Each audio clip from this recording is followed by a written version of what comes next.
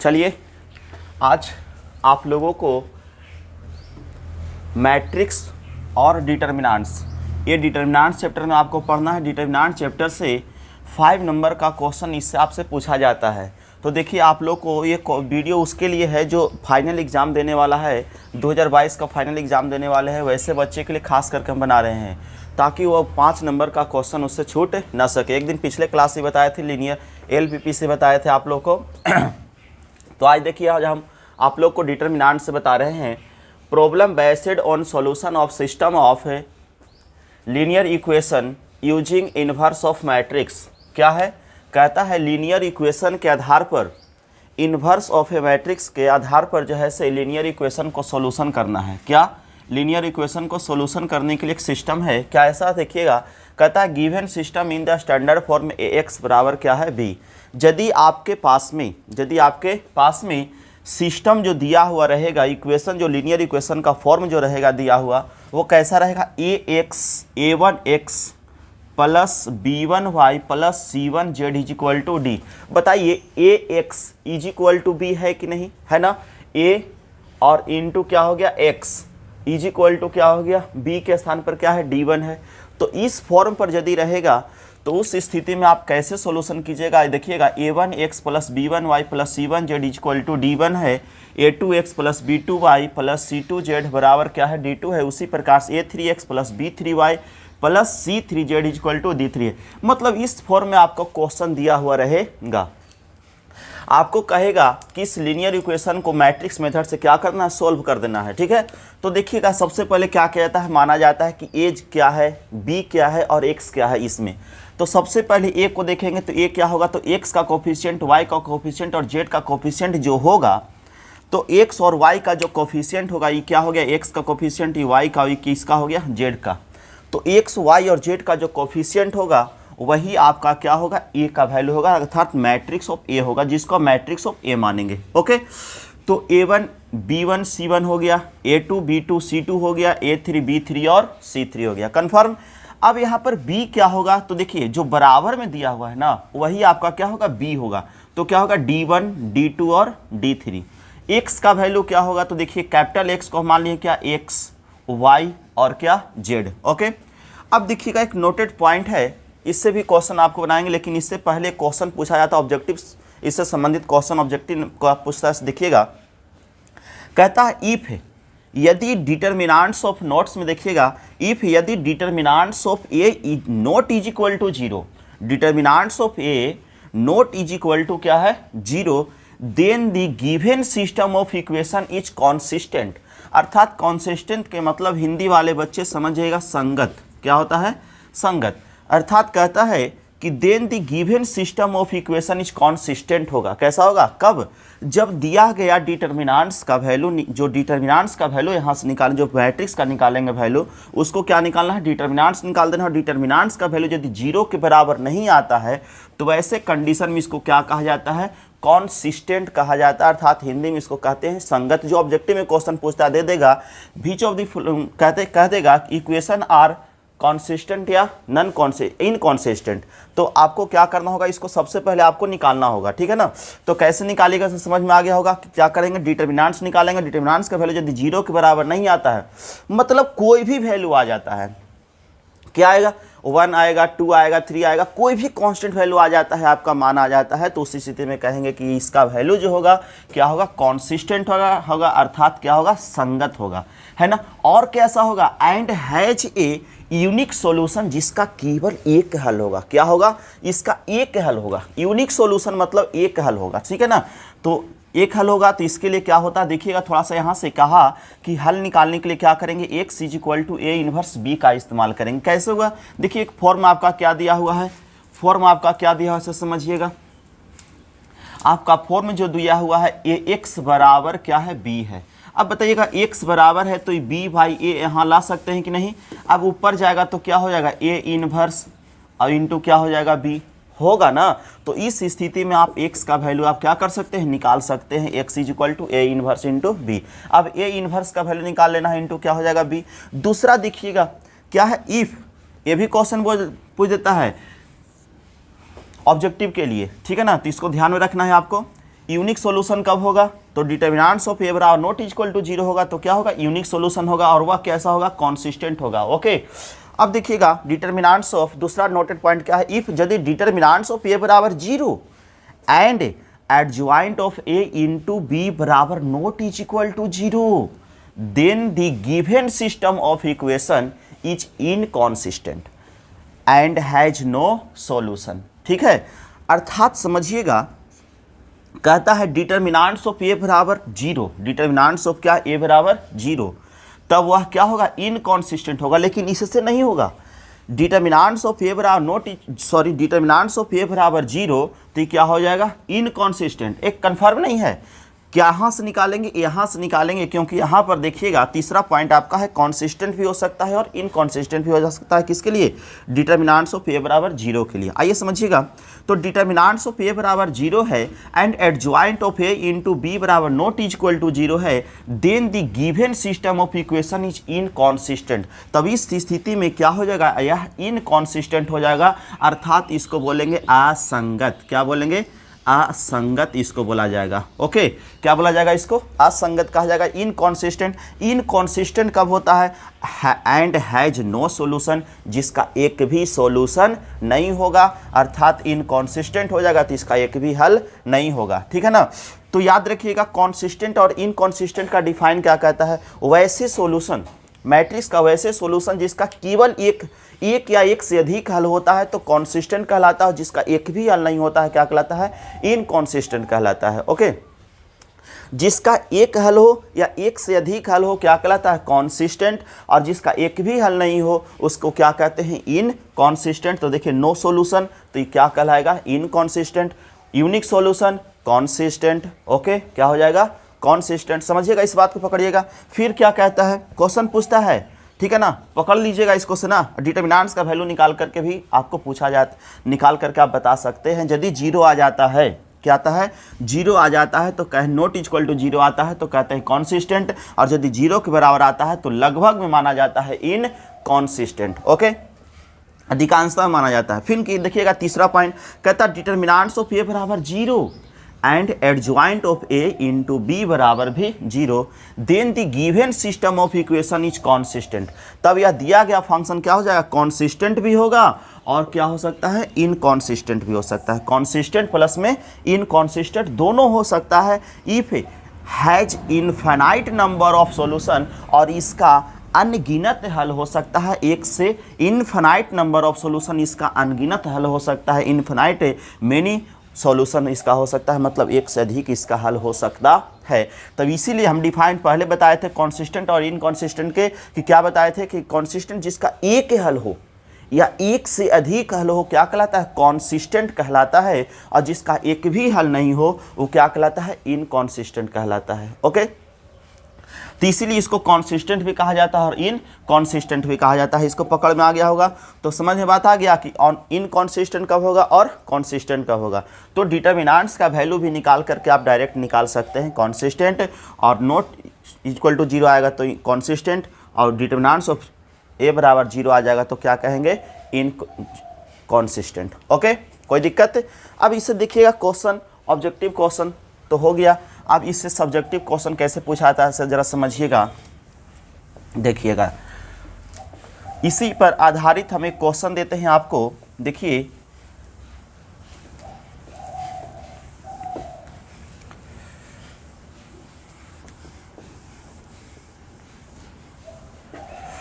एक क्वेश्चन आपको बताते हैं। इस पर कहता है x प्लस 2y बराबर 2, x plus 2y is equal to equation 1 है 1, और इक्वेशन नंबर सेकंड है 2x प्लस 3y बराबर 3, 2x प्लस 3y बराबर 3, इक्वेशन नंबर क्या हो गया, सेकंड हो गया। अब यहाँ से बताइएगा a बराबर क्या होगा, तो a बराबर आप बताइएगा क्या होगा, तो a बराबर जो आपका कंडीशन होगा वो क्या होगा, x का कोफिशिएंट और y का कोफिशिएंट। x का कोफिशिएंट कुछ नहीं तो क्या है, 1 है, y का कोफिशिएंट क्या हो जाएगा, यहाँ पर 2 हो जाएगा, x का कोफिशिएंट क्या है, 2 है, y का कोफिशिएंट कितना है, 3 है। इस प्रकार से आपका क्या हो गया, ओके। अब बताइएगा b का वैल्यू क्या होगा आपका, तो b का वैल्यू इक्वल वाला बताए थे, देखिए इक्वल वाला d1 d2 d3, तो यहाँ पर कंपेयर कीजिए तो b का वैल्यू क्या होगा 2 और 3। x का वैल्यू क्या हो जाएगा से बताइएगा, x और क्या है y, तो x और क्या हो जाएगा y। कंप्लीट। अब यहाँ से आपको निकालना है क्या, determinants of a, determinants of a। तो डिटर्मिनेंट्स ऑफ a का वैल्यू निकालते हैं तो क्या आता है 3 माइनस 2 2 जा 4 अर्थात क्या हो जाएगा -1 हो जाएगा। समझ रहे हैं बात के। अभी बताइएगा कि 0 के बराबर है नहीं ना, ये क्या है 0 के बराबर नहीं है, तो ये फंक्शन की कंडीशन क्या हो जाएगा, ये टाइप्स कौन सा हो जाएगा, कॉन्सिस्टेंट की इनकॉन्सिस्टेंट, कॉन्सिस्टेंट हो जाएगा, कॉन्सिस्टेंट हो जाएगा, क्या हो जाएगा कॉन्सिस्टेंट हो जाएगा। और इसका सॉल्यूशन कैसा होगा, ईट हैज, कैसा सॉल्यूशन होगा, ईट हैज यूनिक सॉल्यूशन, कैसा होगा यूनिक सॉल्यूशन। समझ रहे हैं बात के ना, इट्स हैज कैसा हो जाएगा यूनिक सॉल्यूशन। ओके, कोई दिक्कत। तो डिटर्मिनेंट्स ऑफ ए का वैल्यू निकालेंगे, क्या हो गया बराबर नॉट इक्वल टू 0 होगा तो क्या होगा कॉन्सिस्टेंट, और इसका हल कैसा होगा तो यूनिक सॉल्यूशन हो जाएगा। समझ रहे हैं बात के। ओके, कोई दिक्कत नहीं है। अब इसका हमको निकालना रहेगा x और y का वैल्यू, तो इसके लिए क्या करना पड़ेगा, सबसे पहले कोफैक्टर निकालना पड़ेगा। क्या निकालना पड़ेगा, कोफैक्टर। तो कोफैक्टर ऑफ क्या निकालेंगे, देखिए कोफैक्टर ऑफ निकालेंगे a11 का वैल्यू क्या है 1 है, आपका क्या है 1 है, तो 1 का कोफैक्टर क्या निकालेंगे, देखिए ढक के निकाला जाता है इस प्रकार से, है इसको ढकेंगे और इसको है से, इसको है से और ये है से, तो क्या हो जाएगा 3। तो बताइएगा इसका कोफैक्टर क्या हो गया 3। कोफैक्टर ऑफ क्या निकालेंगे a12, अर्थात a12 का वैल्यू क्या है 2 का निकालेंगे। बताइएगा 2 का क्या होगा, उसी प्रकार से इसको भी ढकेंगे है से, और इसको कैसे ढकेंगे है से, बच गया क्या 2, तो यहाँ पर लिख देंगे क्या 2। लेकिन साइन में क्या होता है चेंजिंग, इसका प्लस होता है तो इसका माइनस, इसका प्लस तो इसका माइनस। ओके, तो प्लस में आया इसलिए क्या होता माइनस, अगर माइनस में आता तो क्या होता प्लस। अब देखिए इसको निकालना है कोफैक्टर ऑफ किसका a21, अर्थात इसका वैल्यू भी क्या है 2 है, देखिए है ना 2। तो इसको निकालते हैं तो इसको ढक देते हैं ऐसे और ये ऐसे ढकते हैं, जो बच गया वो क्या हो गया -2।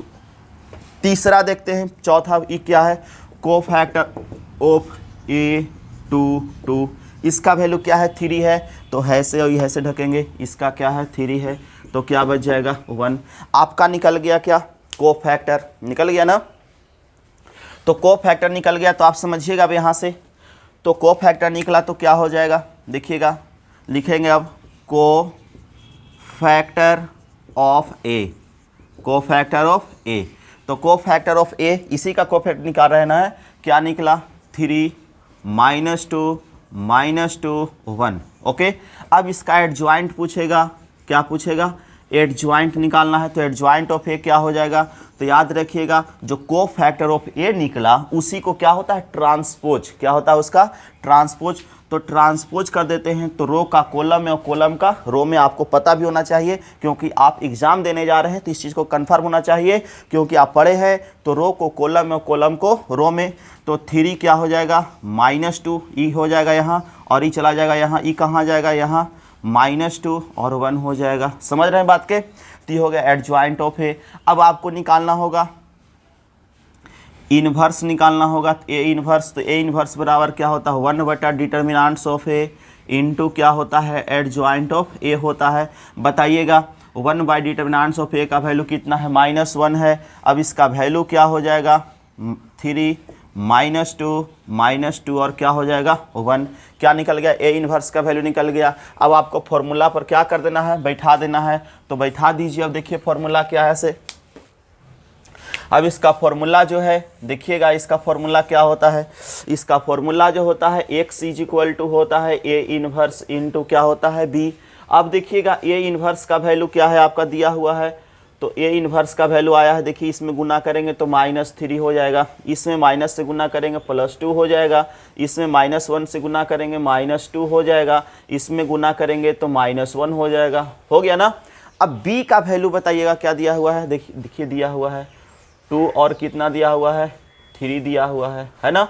ओके, अब इसको गुना किया जाता है, तो देखिए फर्स्ट रो को फर्स्ट कॉलम से, सेकंड रो को सेकंड कॉलम के साथ, तो गुना कीजिए 3 2 जा -6 +6 हो जाएगा अब क्या होगा इसमें इससे, तो 2 दूना को 4 माइनस कितना हो गया 3, किसके बराबर आ गया x बराबर। इसको ऑपरेशन करेंगे तो x बराबर क्या हो गया जरा देखिएगा 0 और 1 आ गया, अर्थात x का वैल्यू क्या निकाले थे माने थे, देखिए x और y यहाँ पर सामने क्या कर देना है पुट कर देना है। अब क्या होगा 0 और 1 हो गया, समझिएगा बात के। अब कंपेयर कीजिएगा तो x बराबर क्या हो गया 0 और y बराबर क्या हो गया 1, यही आपका क्या हो गया answer. Hence the required value of x and y is क्या हो गया 0 एंड y। हम आपको बताएं x और y का वैल्यू निकालने के लिए कॉन्स्टेंट और इनकॉन्स्टेंट निकालने के लिए वो ऑब्जेक्टिव हो गया। अगर ये क्वेश्चन पूछेगा तो हो सकता है 5 नंबर में पूछ सकता है या तो फिर 2 मार्क्स में पूछ सकता है। अगर थ्री, अब देखिएगा एक महत्वपूर्ण क्यों होता है इसको हम समझते हैं, ये VVI क्यों इसको माना जाता है इससे समझते हैं। देखिएगा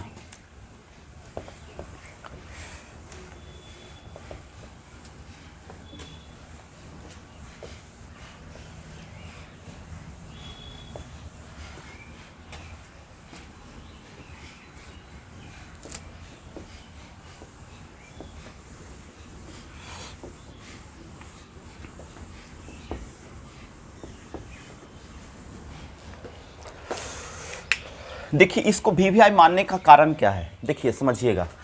इसमें निकाला जाता है भी जस्ट आप लोग को निकाल के हम बताएं कोफैक्टर, बताएं ना। उसके बाद आपको निकालना है क्या एडज्वाइंट, इसके बाद निकालना है आपको इनवर्स, इसके बाद निकालना है डिटर्मिनेंट्स, इसके बाद निकालना है x और y का वैल्यू। बताइएगा जिस इक्वेशन जिस क्वेश्चन में इतना कंडीशन निकाल करके उसको सॉल्यूशन होता है, बताइएगा वह VVI हो सकता है कि नहीं हो सकता है, आप खुद से सोच के बताइए। ये VVI इसीलिए इसको माना जाता है 5 नंबर का क्वेश्चन देता है, क्योंकि एक क्वेश्चन बनाने से एग्जामिनर चेक कर लेता है कि आपको कोफैक्टर के बारे में मालूम है कि नहीं, एडजॉइंट के बारे में मालूम है कि नहीं। फिर एडजॉइंट निकालते हैं तो ट्रांसपोज भी होता है, देखिए एक कंडीशन और बढ़ गया। उसके बाद आपको इन्वर्स निकालने का तरीका मालूम है कि नहीं, डिटर्मिनेंट्स मालूम है कि नहीं कि आप नकल करके बनाए हैं। फिर क्या है x और y, देखिए सारा कुछ इसमें है, इसलिए इसको माना जाता है VVI। 5 मार्क्स का क्वेश्चन पूछा जाता है, तो 5 मार्क्स का क्वेश्चन जो पूछा जाता है 3 रो और 3 कॉलम से पूछा जाता है। देखिए क्वेश्चन और है 5x minus Y plus 4z, क्या है 5x minus Y plus 4z is equal to होगा, इज इक्वल टू है, देखिए इज इक्वल टू 5 है, इज इक्वल टू 5 है, और है 2x plus 3y, 2x plus 3y plus 5z is equal to 2 है। एक question 5x minus 2y plus 6z is equal to है -1, समझ रहे हैं ऐसे है। और एक क्वेश्चन लैंग्वेज में भी क्वेश्चन पूछता है, तो लैंग्वेज बहुत आसान इसका है, समझिएगा। अब यहाँ से 3 क्वेश्चन है, तो सबसे पहले क्या निकालेंगे, 3 इक्वेशन है, लीनियर इक्वेशन है, तो सबसे पहले आपको क्या निकालना होगा बच्चे, a का वैल्यू। तो a का वैल्यू मैट्रिक्स का निकालना होगा, तो x का कोफिशिएंट क्या है 5, y का -1, z का कितना है 4, x का 2, y का 3, z का 5, x का 5, y का -2, z का 6, ओके। उसके बाद किसका है b का वैल्यू लिखते हैं, तो 5 हो गया, 2 हो गया, -1 हो गया। x का वैल्यू क्या होगा, तो x, y और क्या हो जाएगा z हो जाएगा। तो समझ गए होंगे। अब यहाँ तक किन्हीं कोई प्रॉब्लम तो नहीं होना चाहिए। अब यहाँ तक प्रॉब्लम नहीं है तो आगे भी प्रॉब्लम नहीं होना चाहिए, ठीक है। देखिएगा आगे कैसे बनेगा से,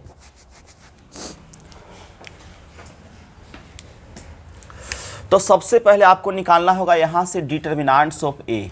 क्या निकालना होगा, डिटर्मिनेंट्स ऑफ a। तो डिटर्मिनेंट्स ऑफ a निकालते हैं तो क्या है 5 इंटू, देखिए इसको ढकते हैं तो इस प्रकार से, तो 36 कितना होता है 18, और 5 दूनी कितना होता है 10, माइनस माइनस क्या हो जाएगा प्लस।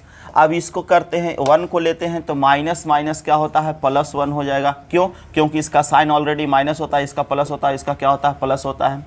तो ये माइनस होता ही है और -1 भी है, तो माइनस माइनस क्या हो जाएगा प्लस। अब इसको करते हैं तो ऐसे, और इसको ढकते हैं इस प्रकार से, तो बच गया 6 2 जा 12 और 5 5 जा कितना हो गया 25, समझ रहे ना 25, अर्थात 6 दूनी 12 और 5 5 25। उसी प्रकार से प्लस हो गया 4 इंटू, ऐसे ही ढकेंगे इसको तो 2 दूना को कितना हो गया 4 -4 और पतिया कितना हो जाएगा -15। समझ रहे हैं बात के।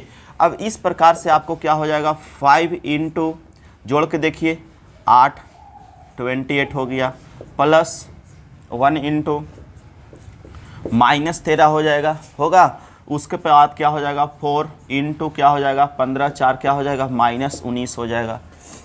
अब देखिएगा इसको गुना कीजिएगा तो 8 5 40 हो जाएगा और 5 दूनी को 10 और 4 कितना 14 हो जाएगा।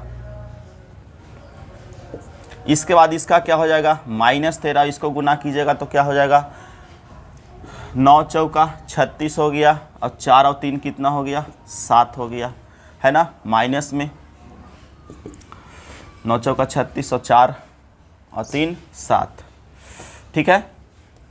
अब इसको कीजिएगा तो 140 माइनस ही कितना हो जाएगा, सीधे देखिएगा 6 3 9 7 और कितना हो गया 8, 89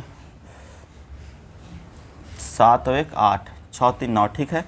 इसको घटा दीजिए तो कितना हो गया 1, 14 में से 8 जाएगा, बताइएगा 13 में से 8 जाएगा 8 5 13, 51 बचेगा आपका। बताइएगा नॉट इक्वल टू 0 है तो इसको क्या बोलेंगे कॉन्सिस्टेंट की इनकॉन्सिस्टेंट, तो इसको बोला जाएगा कॉन्सिस्टेंट। बताइएगा इसका हल कैसा होगा, यूनिक होगा कि नो सॉल्यूशन होगा, इन्फिनिटली सॉल्यूशन होगा, तो इसका सॉल्यूशन जो हो जाएगा इट हैज यूनिक सॉल्यूशन। कैसा हो जाएगा यूनिक सॉल्यूशन। यहाँ तक कंफर्म हो गई, सब चीज़ निकल गया, यूनिक सॉल्यूशन कॉन्सिस्टेंट भी निकल गया। अब हमको क्या करना है, इसका एक्स और वाई का वैल्यू निकालना है, तो एक्स और वाई का निकालने के लिए क्या करना पड़ेगा कोफैक्टर निकालना पड़ेगा। तो कोफैक्टर ऑफ ए क्या होगा, कोफैक्टर ऑफ क्या 5 निकालेंगे, अर्थात A11 निकालेंगे। समझ रहे हैं बात के। तो A11 कितना है आपका 5 है, तो इस प्रकार से इसका 5 का वैल्यू निकाल लेंगे। इस प्रकार ढकेंगे, ऐसे ढकेंगे, ऐसे ढकेंगे, क्या बच गया आपका 3 5 -2 और 6 बचा। अब इसको क्रॉस मल्टीप्लिकेशन करेंगे तो 6 3 जा हो जाएगा 18 हो जाएगा, अर्थात 36 18 5 दूनी को 10 तो -10 हो जाएगा, प्लस हो जाएगा, माइनस इधर आएगा प्लस हो जाएगा, तो 10 और 18 कितना हो जाएगा 28 28 हो गया। समझ रहे हैं बात के ना, तो 28 हो गया आपका। अब उसी प्रकार से निकालेंगे कोफैक्टर ऑफ क्या निकालेंगे A12 का वैल्यू कितना है -1 है। समझ रहे हैं, तो इसको भी करेंगे तो ऐसे और इस प्रकार ढकेंगे तो 2 5 5 और 6 हो गया। इसको निकालेंगे तो क्या हो जाएगा 6 दूनी 12 और 5 5 25, समझिएगा तो क्या हो जाएगा -13। और इसका साइन किस में होता है माइनस में होता है, इसलिए क्या हो जाएगा माइनस माइनस प्लस भी हो जाएगा। अब देखिएगा कोफैक्टर ऑफ उसी प्रकार से क्या हो जाएगा A13 का हो जाएगा, A13 क्या है 4, तो इसको निकालिए क्या होगा, इस प्रकार ढकिए इसको तो क्या होगा 2 3 5 -2। देखिए इसको 2 दूना को 4 अपत्य 15 -15 अर्थात क्या हो जाएगा -19। उसी प्रकार से आगे देखते हैं।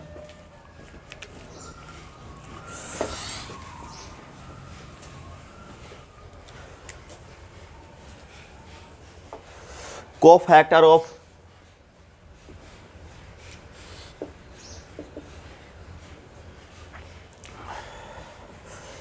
कोफैक्टर ऑफ देखिएगा आपका कोफैक्टर ऑफ क्या निकलेगा, कोफैक्टर ऑफ A21 का वैल्यू कितना है 2, तो इसको निकालिए। इसका कितना हो जाएगा, इसका हो जाएगा ढकिए इस प्रकार से आमने सामने के एलिमेंट को ढकिए, देखिए क्या हो जाएगा -1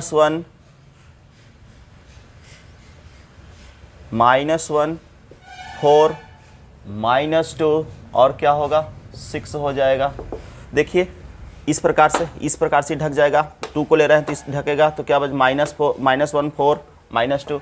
इस साइन किस में होता है माइनस में होता है, कर दीजिए -6 और 4 दूनी को 8 माइनस माइनस क्या हो जाएगा +8, अर्थात क्या होगा इसका वैल्यू जी, देखिए 8 में से 2 जाएगा कितना बचेगा 2, 6 जाएगा -2 हो गया। ओके, उसी प्रकार से कोफैक्टर ऑफ क्या निकलेगा, A22 का वैल्यू कितना है, 3 है, तो इसको भी निकाल लीजिए। ये क्या होगा जरा देखिएगा, ताकि इस प्रकार से तो क्या होगा 5 4 5 और 6 है ना बचा।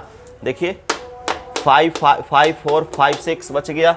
ये क्या हो गया 6 पचे 30, 6 पचे 30 माइनस 5 का 20 हो गया। तो क्या हो गया, इसको घटाएंगे तो 10 हो गया। ओके, अब इसको देखिएगा, कोफैक्टर ऑफ A23 क्या है 5 है, तो क्या हो जाएगा आपका 5। इसको कंपेयर देखिए, इसको ढकिए तो क्या हो जाएगा 5 -1 5 -2। 5 दूनी को इसका साइन माइनस में होता है, 5 दूनी को 10, -10 हो गया, माइनस माइनस क्या हो जाएगा प्लस, तो घट जाएगा तो माइनस माइनस क्या हो जाएगा +5 हो जाएगा। समझ रहे हैं ना बात के। इसके बाद क्या है 5 है, तो कोफैक्टर ऑफ A13 निकालिए, A13 नहीं 31, तीसरा रो पहला कॉलम, तो ढकेगा तो देखिए ढक दीजिए। इसका वैल्यू कितना है 5 है, इसको देखिए क्या होगा से देखिए इस प्रकार ढकिए तो -1 4 क्या हो गया 3 और 5 हो गया। समझ रहे हैं, तो क्या हो जाएगा, इसको कीजिएगा तो -5 और 4 12 -12 अर्थात माइनस कितना हो जाएगा 17। अब उसी प्रकार से इसको बनाइए -2 का, तो कोफैक्टर ऑफ क्या हो जाएगा A32 बराबर कितना -2। इसका निकालिए तो इसका देखिए क्या होगा से ढक दीजिए तो 5 4 2 5 होगा ना, ढक दीजिएगा तो 5 4 2 5। तो इसको बताइए क्या होगा 5 5 25, इसका साइन माइनस में होगा। ओके, तो -25 से 25 हो गया, 4 दूनी को 8 हो गया, घटाएंगे तो कितना हो जाएगा, कितना हो जाएगा 15 में से 8 की 8 7 15 17 हो जाएगा, तो माइनस हो जाएगा 17। अब उसी प्रकार से देखिए 6 को देखिए, कोफैक्टर ऑफ A33 अर्थात कितना है 6 है, तो इसको निकालिए तो क्या होगा इस प्रकार ढकेगा तो 5 -1 2 3 5 -1 2 और क्या हो जाएगा 3। इसको बनाइएगा तो क्या होगा पति 15, पति क्या हो जाएगा 15 माइनस माइनस +2 अर्थात ही कितना हो जाएगा 17 हो जाएगा। समझ गए बात के। अब इतना आपका जो है से कंप्लीट हो गया, कोफैक्टर ऑफ निकल गया।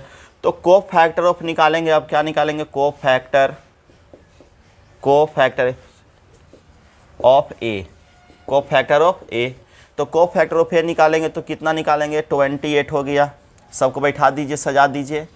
ये हो गया कितना 28, इसको बताइएगा 13, इसका बताइएगा -19, इसका बताइए -2 हो गया, 10 हो गया, 5 हो गया, ये क्या हो गया -17 हो गया, -17 और +17, यही ना है आपका वैल्यू। समझ रहे हैं, जब इतना आ गया आपका वैल्यू तो आपको क्या करना है, अब इसको देखिए, अब फैक्टर कोफैक्टर निकल गया तो एडजॉइंट निकालना है। तो एडजॉइंट ऑफ ए बराबर क्या होता है, एडजॉइंट ऑफ ए बराबर होता है कोफैक्टर ऑफ ए का इन्वर्स। तो इस ट्रांसपोज होता है, तो इसको ट्रांसपोज कर दीजिए तो 28 हो गया, -2 हो गया और माइनस कितना हो गया 17। रो कॉलम में है तो इसको रो में कन्वर्ट कर दिए, ठीक है। अभी 13 हो गया, 10 हो गया, माइनस कितना हो गया 17। उसी प्रकार से ही क्या हो गया -19 5 और ये क्या हो गया 17 हो गया। ओके, तो एडजॉइंट ऑफ ए निकल गया। अब यहाँ से आप क्या निकाल सकते हैं, ए इनवर्स निकाल सकते हैं। ए इनवर्स बराबर क्या होता है 1/, डिटर्मिनेंट्स ऑफ ए इंटू क्या होता है एडजॉइंट ऑफ ए होता है। 1/, डिटर्मिनेंट्स ऑफ ए का वैल्यू कितना निकला है जरा देख लीजिए। डिटर्मिनेंट्स ऑफ ए का वैल्यू निकला है 51 निकला है, तो 51 यहाँ पर पुट कर देंगे। समझ रहे हैं बात के ना। इसके बाद एडजॉइंट ऑफ ए पुट करेंगे, 28 हो गया, -2 हो गया, -17 हो गया, 13 हो गया, 10 हो गया, -17, -19, 5 हो गया और यहाँ पर कितना हो गया 17 हो गया। इस प्रकार से निकल गया। अब जो है से इन्वर्स निकल गया, तब इसके बाद क्या करना है आपका,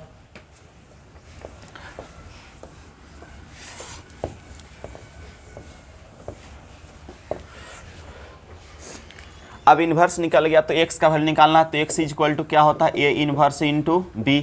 तो a इन्वर्स का वैल्यू निकला 1/51, 1/50, 1 इंटू निकल गया कि 28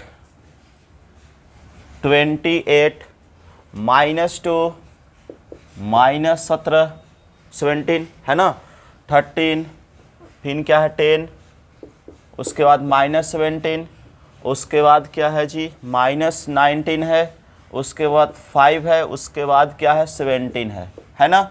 अब b का वैल्यू कितना था, b का वैल्यू आपका था, हम तो मिटा दिए हैं, देखिएगा b का वैल्यू आपका होगा 5, 2 और -1 होगा, 5, 2 और -1 है ना। अब इसको ऑपरेशन करना है तो क्या होगा 1/51 हो गया। अब इसको गुना कर दीजिए, इसमें फर्स्ट रो को फर्स्ट कॉलम के साथ, सेकंड रो को सेकंड कॉलम के साथ, थर्ड रो को थर्ड कॉलम इस कॉलम के साथ कोना कर देना है। अब करते रहिए इसको, देखिए इसको में एक ही कॉलम है तो इसको 28 पचे कर देना है, तो 8 5 कितना होता है 40, अब 5 दूनी को 10 और 4 14, ये कितना हो गया -4 हो जाएगा। इस 17 दूनी कितना होता है 34। ओके, इसको कीजिए 13 पचे 65 होता है, प्लस 10 दूनी को 20 और माइनस कितना हो जाएगा माइनस प्लस 17 हो जाएगा। समझ रहे हैं बात के। अब इसको कीजिए उसी प्रकार से, इसको भी कीजिए इसको भी -17 19 गुने 5 है, 19 पचे 85 होता है, 19 पचे 5 9 पचे 17 पचे 85 होता है, 19 पचे 95 हो जाएगा, 9 पचे 45 के 5 हो जाएगा, हासिल 4 हो जाएगा, 5 और 4 कितना हो जाएगा 9, 19 पचे 95 हो गया, 5 दूनी कितना हो गया 10 हो गया, और उसके बाद कितना हो गया माइनस कितना 17, माइनस क्या हो गया 17। तो इस प्रकार से आपका क्या वैल्यू आ गया 1/51 इंटू, इसको कर दीजिए जोड़ घटाओ जितना करना है से, तो कितना हो जाएगा 140 माइनस कितना हो जाएगा 4 4 8 3 38 हो गया। इसको कर दीजिए 7 5 12 और 6 2 8 8 1 9 1 कितना हो जाएगा 10। इसको कीजिए, इसका कितना हो जाएगा 10 माइनस हो जाएगा 17 5 22 7 5 12 और ये हो जाएगा 9 1 10 10 और 2 7 5 12 2 हो गया, हासिल 1 हो गया, 9 1 10 10 और 1 कितना हो गया 11 माइनस 112 हो गया। अब इसको कीजिएगा तो 151/20 51 बाई कितना हो गया, घटाइएगा तो इसको 2 हो जाएगा, यहाँ पर बच जाएगा कितना, बच जाएगा 13, 13 में से 3 जाएगा 10 हो जाएगा 102 हो गया। अभी क्या हो गया 102 ये भी हो गया, इसको घटाइएगा तो कितना होगा, इसको भी घटाइएगा तो 112 में से 10 जाएगा, माइनस 100 क्या हो जाएगा 2 हो जाएगा। इसको से सबको भागा दीजिएगा तो क्या होगा, एक कामन दूनी होता है, एक कामन दूनी होता है, एक कामन दूनी कितना होता है 102। अब निकल गया आपका वैल्यू, क्या निकल गया इतना। अब इसको वैल्यू निकालना है, क्या देखिएगा अब x का वैल्यू क्या है, x y और क्या माने थे z माने थे, है ना। तो समझिएगा ये 2 हो गया, 2 और माइनस क्या हो गया 2। तो बताइए कंपेयर कीजिएगा इसको साथ इसको साथ इसको साथ इसको, तो क्या हो गया, इसलिए x का वैल्यू 2, y का वैल्यू 2 और z का वैल्यू भी क्या हो गया -2। ये आंसर हो गया। समझ रहे हैं बात के, ये क्या हो गया आपका आंसर। तो बताइए कोई टफ नहीं है, कोई भारी नहीं है, थोड़ा सा आपको कंसेप्ट भिड़ा देना, थोड़ा माइंड भिड़ाइएगा, कंसेप्ट भिड़ा लीजिएगा, आपका आंसर क्या हो जाएगा कंप्लीट हो जाएगा। इस प्रकार से आप एक क्वेश्चन को इस प्रकार से देख करके जो है से आप, हम 2 क्वेश्चन बताए हैं 2x2 ऑर्डर का, एक 3x3 ऑर्डर का बताए हैं। तो आप इस प्रकार से आप जो है से अपने घर पर भी प्रयास कर सकते हैं, है ना। तो बस आज का क्लास इतना ही। ओके, तो ठीक है, आज का क्लास इतना ही करते हैं, देखते हैं आगे।